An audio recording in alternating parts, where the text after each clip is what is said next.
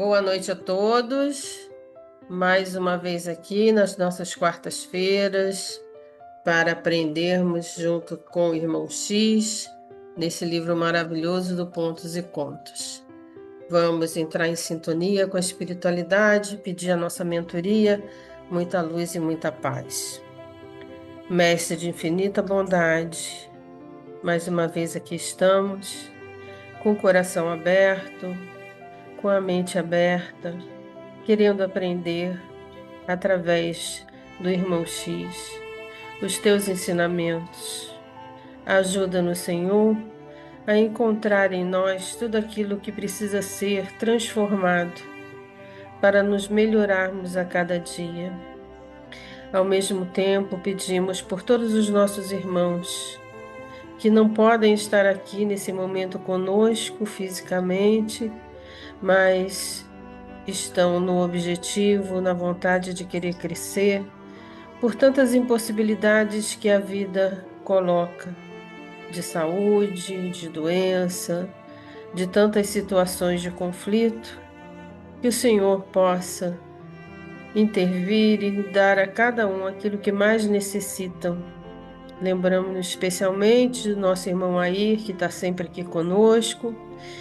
Lembramos do esposo da Tatiana, também internado, e todos aqueles que o Senhor sabe bem o nome. Pedimos muita luz, muita paz, muito discernimento e sabedoria para nossa irmã Miriam, responsável da página de hoje. Que ela possa expor tudo aquilo que ela estudou, nos ajudando a entender cada vez mais, ó Pai, aquilo que queres de nós. E assim te pedimos a permissão de iniciar o nosso encontro, dando juntos o nosso graças a Deus. Graças. Então, Miriam, Então, pode ficar à vontade quando você quiser começar.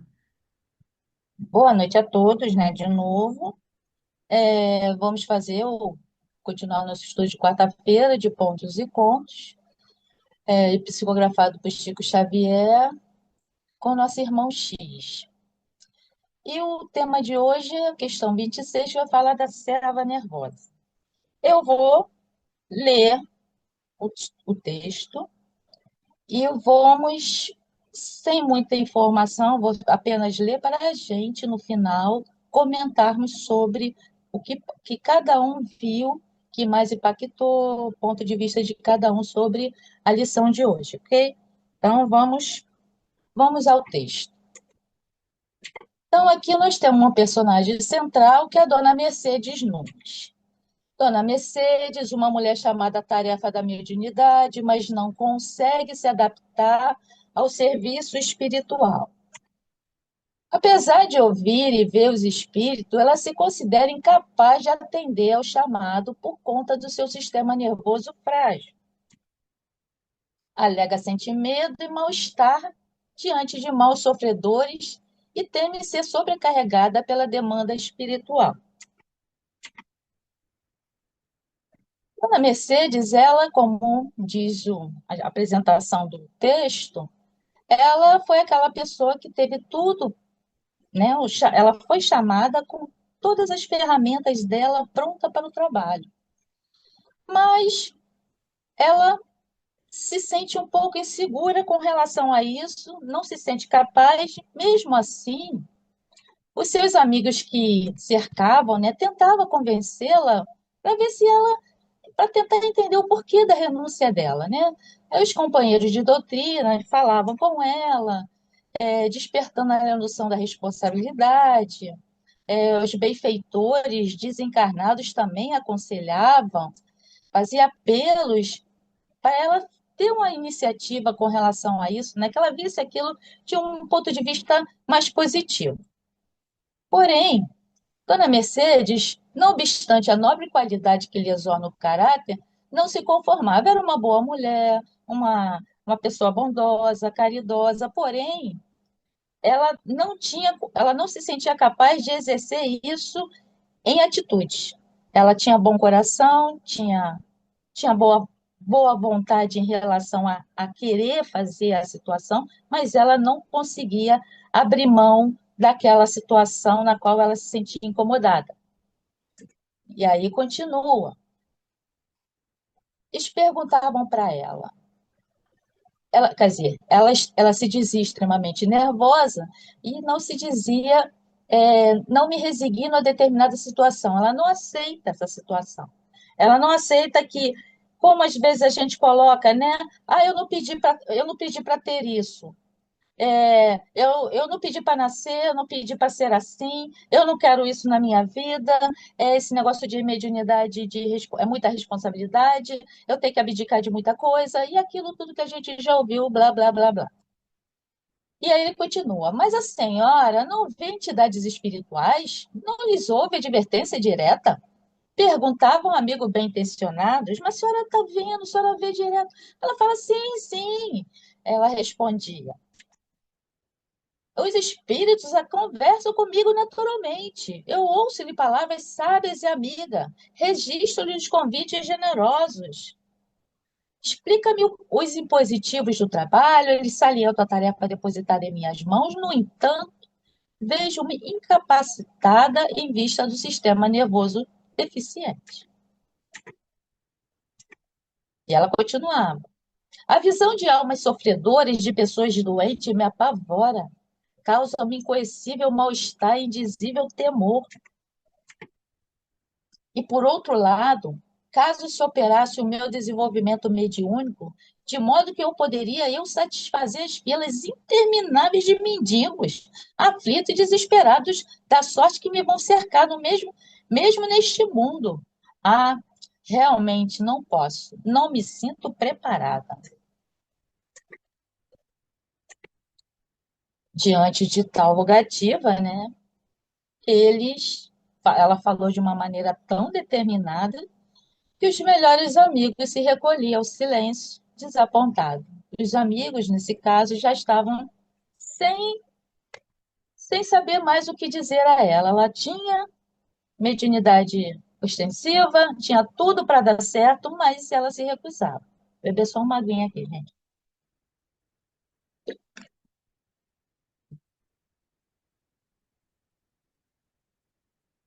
A Mercedes, guardando valores medianímicos tão extensos, ela se declara incapaz de movimentar o patrimônio espiritual com que for agraciada pelo alto.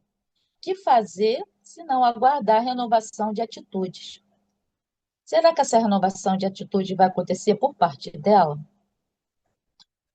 Fica aquela interrogação. Será que ela vai mudar de ideia? Mas mesmo assim, o marido continua tentando, dentro de sua casa, levando ela para conversar no particular, e se consegue mudar a vida, o pensamento dela, né? E ele fala: o marido, sumamente devotado ao serviço da caridade cristã, rogava-lhe com insistência: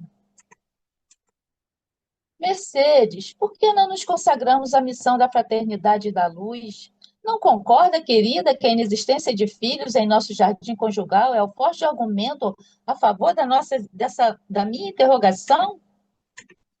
Estamos quase sós, dispomos de bela oportunidade de tempo expressivo, recursos materiais. Por que não nos dedicarmos à sementeira do bem? Quantas dores poderemos aliviar, quantos consolos distribuir? Além de tudo, Mercedes, a vida pede idealismo criador. Ora, Joaquim, acentuava a esposa, ferida no seu amor próprio. E meus nervos? E denunciando a recondita má vontade, acrescentava: receio igualmente a mistificações, as contrariedades.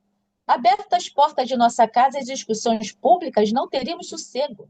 Não pertenceria ao lar que passaria de imediato à condição de propriedade alheia. A pretexto de praticar o bem, seríamos fatalmente arrastados ao escuro turbilhão. Isso é a visão dela. Não tanto. Objetivo companheiro. A... Peraí, deixa eu. Não conseguindo ler aqui. O objetivo companheiro previdente, aprenderíamos a aproveitar os minutos, atrairemos grandes famílias pelo laço do coração, estaríamos sem dúvida adquirindo preciosa ciência do controle próprio. Ele coloca para ela a ferramenta adequada. que seria através do estudo, da compreensão, do entendimento desse animismo que estava no momento descontrolado, o controle, porque ela iria saber controlar isso. Não seria como ela descreveu anteriormente, que a casa dela ficaria à mercê dos espíritos entrando e saindo, não é assim. Nós temos vida própria, precisamos vivenciar a vida terrena, mas também podemos ter faculdades inerentes a tudo isso para que possamos também trabalhar em favor do bem. E ela não enxergava isso. Ela não percebia dessa forma. A esposa, entretanto, revidava irritadiça. E os meus nervos doentes, impossível, não posso. Joaquim sorria, algo desencantado, e continuava observando. Não transforme pequenos dissabores em fantasmas. Assinalemos a obra de nossa própria elevação, ainda por fazer. Vejamos, antes de tudo, a necessidade de cooperação com Cristo. Dona Mercedes, no entanto, interceptava-lhe a palavra, clamando intempestiva.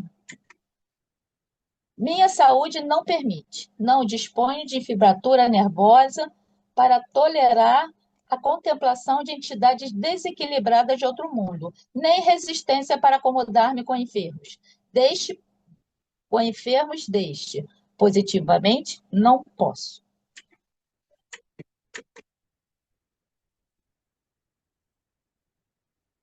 Com o, com o esposo afetasse serenamente, sem reprovação e sem desalento, concluiu enfadada. É assunto para outra reencarnação. Conflito interno. Então, vamos falar sobre esse pedacinho com relação à dona Mercedes. Ela tinha um conflito interno, né? Ela reconhece os sinais, o convite dos benfeitores, mas resiste por insegurança e receio. Ela tinha muita insegurança com relação a isso, ela acreditava desacreditando, e isso não lhe dava assim, como se chama, que a gente tivesse um chão. Ela não sentia uma base firme nela mesma para que ela continuasse esse propósito que estavam lhe pedindo. Ele fala: seu marido Joaquim, um homem dedicado à caridade, tenta convencê-la a abraçar a missão espiritual, destacando que o casal tem tempo e recursos para servir. Ela, no entanto, teme perder a privacidade do lar e ser envolvida em situações desconfortáveis. Bom, o marido tentou, os amigos tentaram, a espiritualidade também está fazendo a parte dela. Nesse interim, a mãe resolve mandar-lhe uma mensagem, escrever a ela para tentar ver se a convencia, né? Com relação a essa insistência dela de não aceitar, né? Aí ela recebe uma psicografia de sua mãe, na qual toca muito o seu coração. E ela diz: vale-te de presente a oportunidade para a renovação em Jesus. A reforma interior reclama trabalho, sacrifício e constante demonstração da boa vontade. Lembra-te de que o Senhor foi altamente magnânimo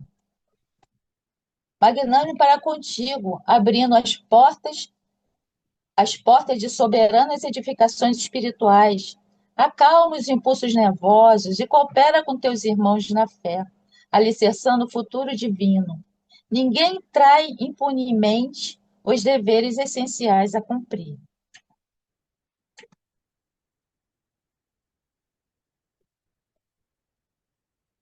Ela continua: por que a irritabilidade perante a dor? Porventura dela estaríamos isentos? O obstáculo é serviço educativo para aquele que o encontra e para quem ajuda a solucioná-lo? Grandes sofrimentos significam grandes e abençoadas renovações. É indispensável sondar o segredo da tempestade para que possamos receber-lhe a mensagem divina. Tremer ante a paisagem dolorosa não representa sensibilidade construtiva. Precisamos firmar, precisamos firmeza no desempenho da obrigação mais justas. Admitiriam acaso a concessão celestial sem a responsabilidade terrestre ou as dádivas do alto sem objetivo sagrado? Se enxerga aqueles que já penetraram o país dos mortos e se lhes vê e ouve, A voz é imperioso recordar que não deteria semelhante possibilidade sem fim valioso. Colabora, pois a edificação do bem, aproveitando o melhor tempo. Dona Mercedes, no entanto, apesar de receber a mensagem materna sentindo-lhe conteúdo superior, não se rendia à verdade. Afirmava-se esgotada, abatida e exausta. Como a sabedoria divina não pode esperar pelos caprichos humanos, o fim de se, a fim de que se processe a obra do aperfeiçoamento geral, os recursos mediúnicos da serva imprevidente foram minguando, pouco a pouco se fazendo cada vez mais imprecisos, até que desapareceram completamente com a passagem dos anos.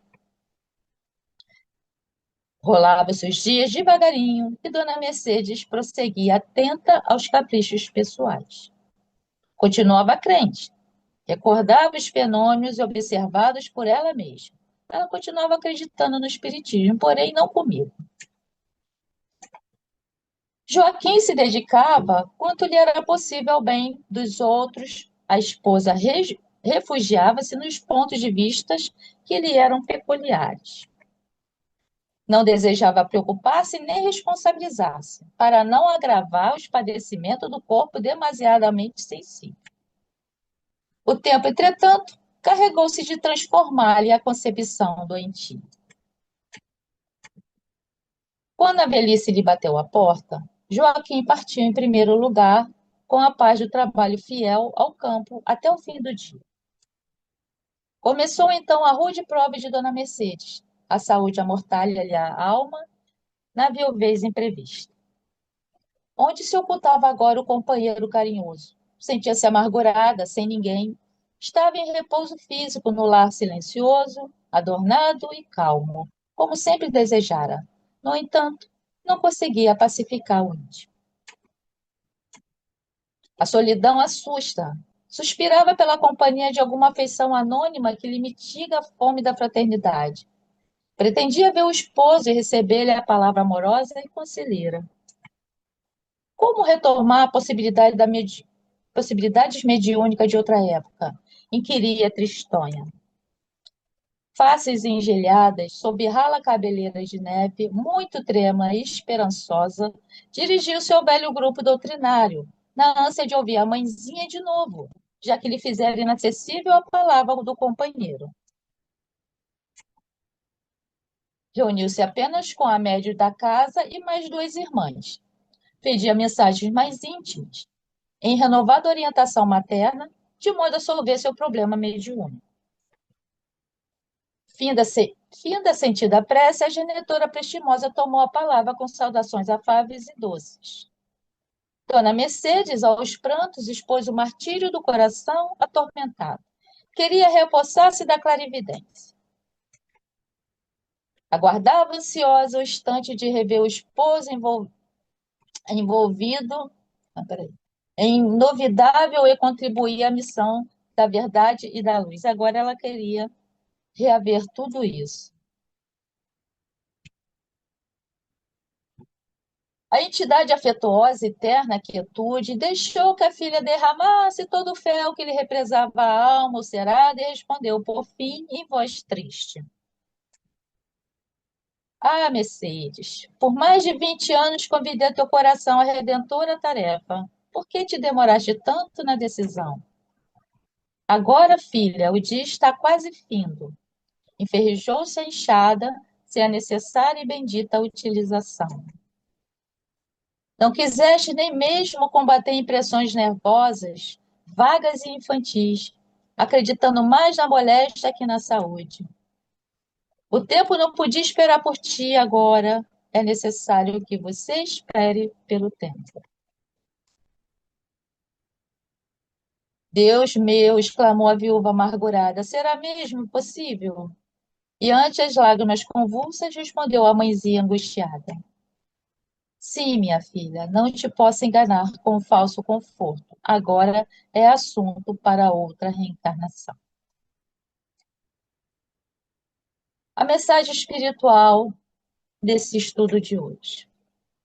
O conto mostra como o medo, o orgulho e a resistência íntima podem impedir o florescimento de talentos espirituais. Irmão X sugere que a verdadeira mediunidade exige renúncia, coragem e disposição para servir, mesmo diante de dificuldades pessoais.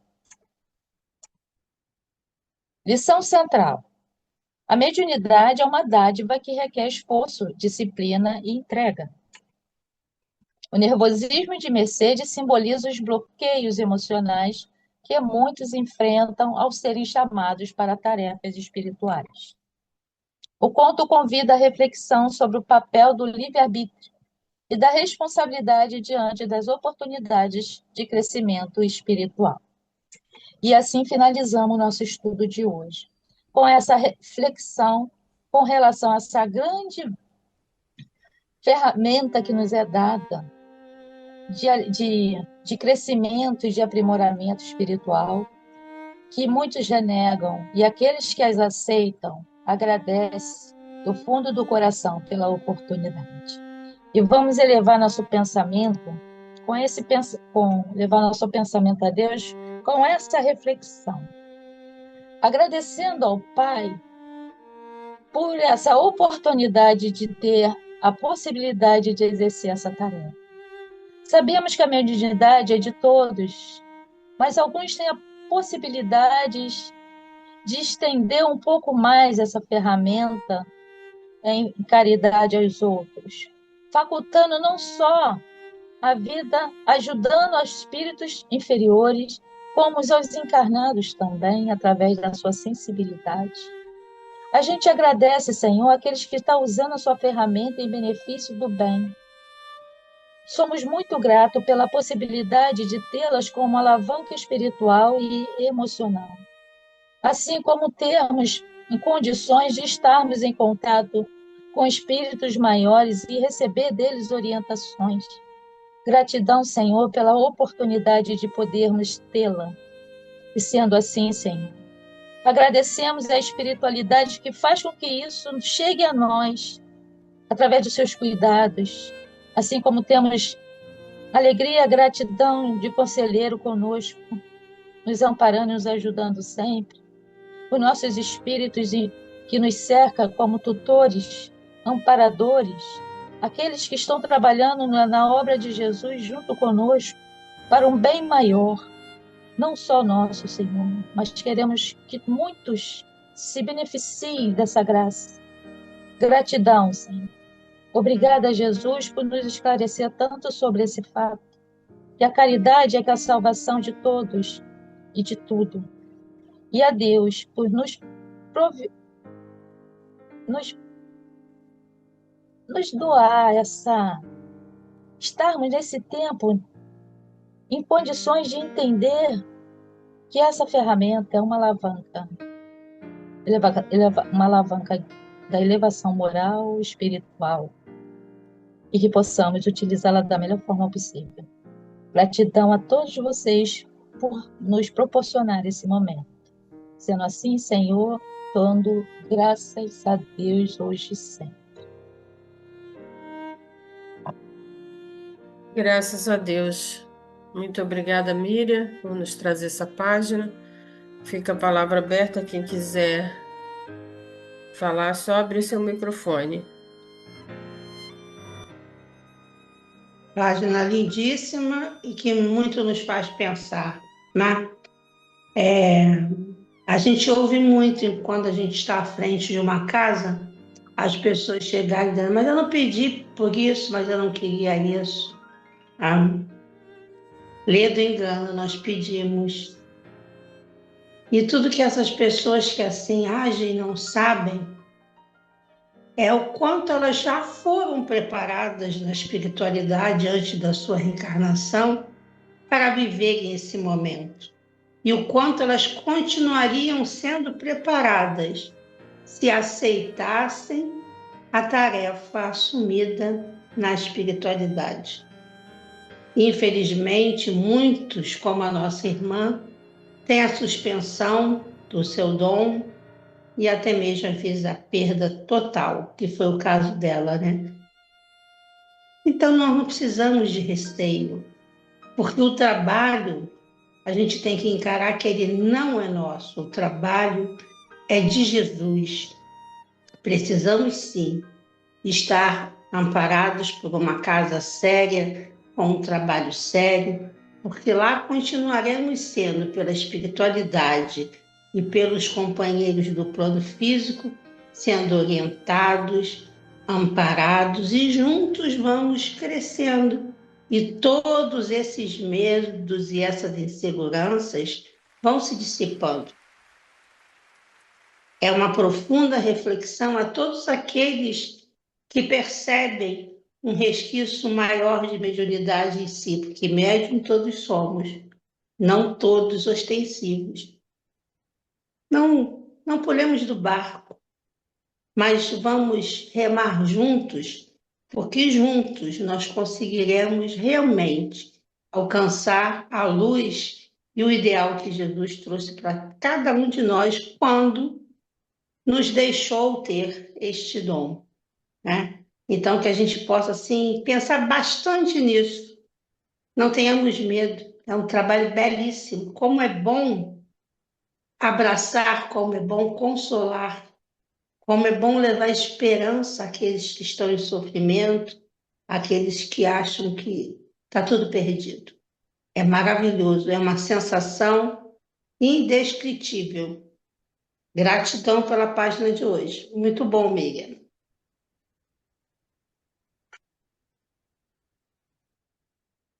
Falem vocês, não vou falar, já falei muito.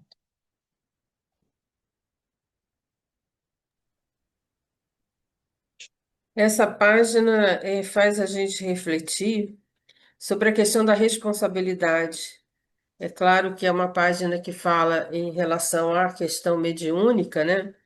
Mas a gente pode ampliar isso que toda a nossa missão, né? Todo o nosso ser, tudo que a gente vai realizar, a gente tem que se preparar, né? Então, qualquer serviço, qualquer, até nas nossas profissões, né? Um professor que vai dar uma aula, ele tem que se preparar. Não é isso, Leila, que foi professora aí tantos anos? Você tem que se preparar, você não pode chegar lá assim, você tem que dar o exemplo.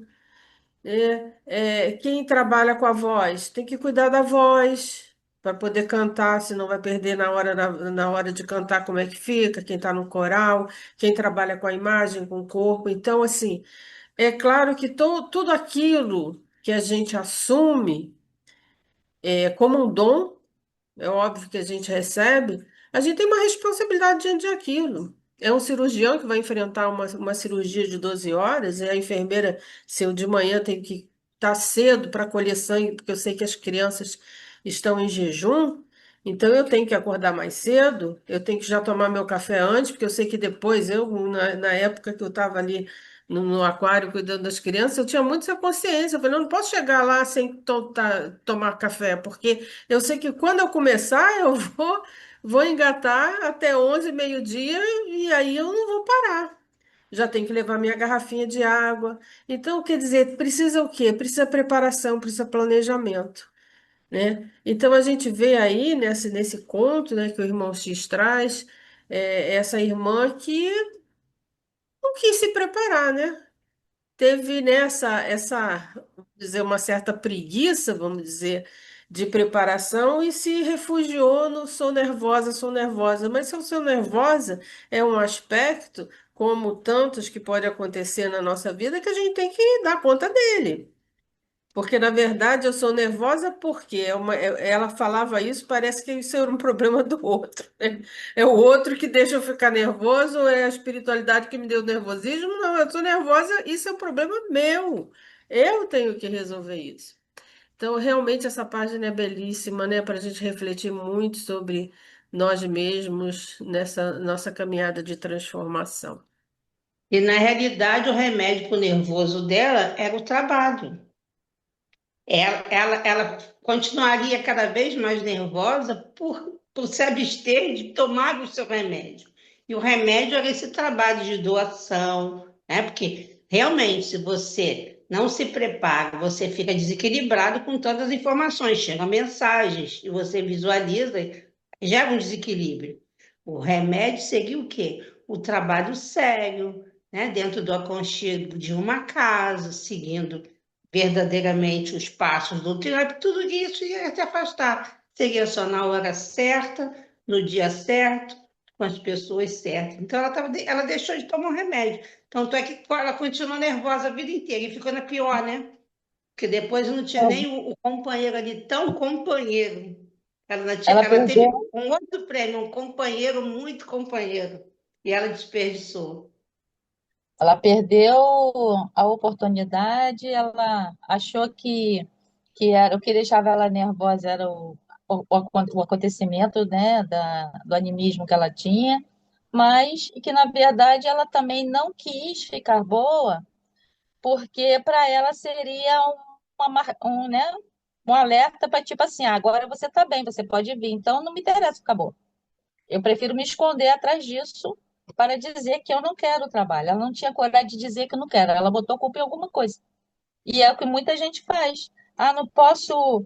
Ah, a gente às vezes não precisa ser nem no circuito da mediunidade. Basta um trabalhinho qualquer dentro da casa espírita. Você sempre dá uma desculpa. Ah, não estou pronta, não estou preparada, não tenho tempo.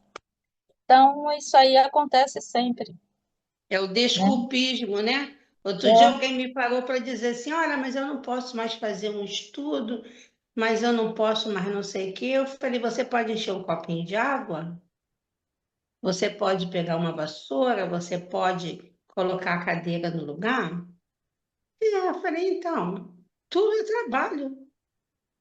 Quando a gente está munido de boa vontade, a gente pode fazer muitas e muitas coisas. Mas a desculpa sempre em primeiro lugar, infelizmente. Três né? minutos, quem mais? Vai, Lelinha, Angelinha, Moniquinha, Jorginho. Só abrir o microfone. Procura. Assim, enquanto você procura, eu vou falar assim. Julgar fica fácil quando está tudo bem claro aí no texto. O texto está claríssimo. Aí é fácil julgar, né? Mas, na realidade, cada um tem seu tempo. Mesmo que seja tempo perdido, conforme ela perdeu, deixou passar, não ligou, né? Mas Deus sempre dá a oportunidade. E nós somos sempre convidados ao trabalho. Sempre. Está ali na nossa frente. Então, somos nós, é desculpismo, pode ser, mas também não estava no momento, também, porque não adianta a gente insistir com o outro. A gente tem que insistir conosco, porque se nós ficarmos só preocupados com o que o outro, nós esquecemos de nos preparar. É Uhum. desculpismo, é isso, é aquilo, né? Má vontade, não é, Ângela? Fala aí que agora tá ligado. Fala um pouquinho que ainda dá tempo, vai. Um minutinho.